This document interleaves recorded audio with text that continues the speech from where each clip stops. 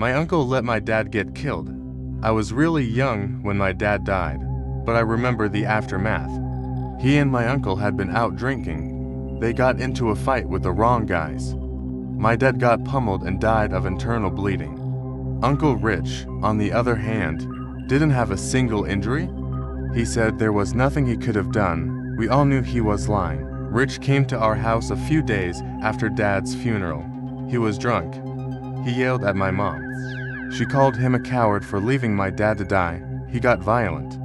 He beat her into submission and told her that my dad's death was her fault.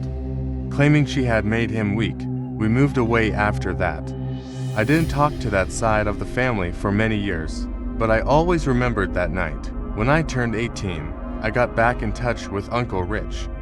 He hadn't changed.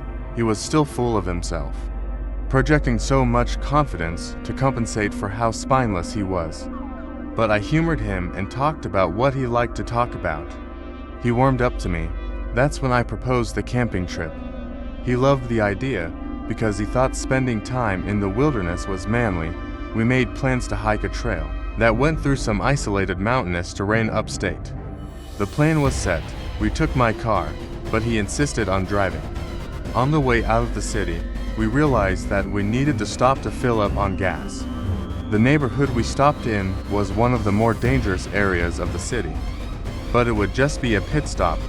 I told him I would buy the gas, and I encouraged him to run over to the deli down the block to pick up a few sandwiches. As I filled up the tank, I thought about that night all those years ago when I came out of my room and saw my mom collapsed on the floor. She was bruised and bleeding, tears streaming down her face. I decided to grab a coffee from the convenience store. On my way there, I noticed a man rounding the corner.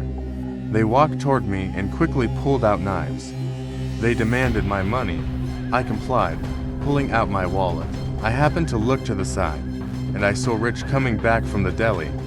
He froze in place when he saw what was happening. A few seconds later, he ran to the car.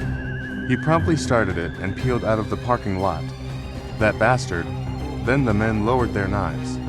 I paid them and thanked them for helping me put on that show, and for cutting the brakes on the car while Rich was away. Rich died when the car collided with a truck. I made sure it looked like an accident. In truth, I didn't kill him. What really killed Rich was his own cowardice.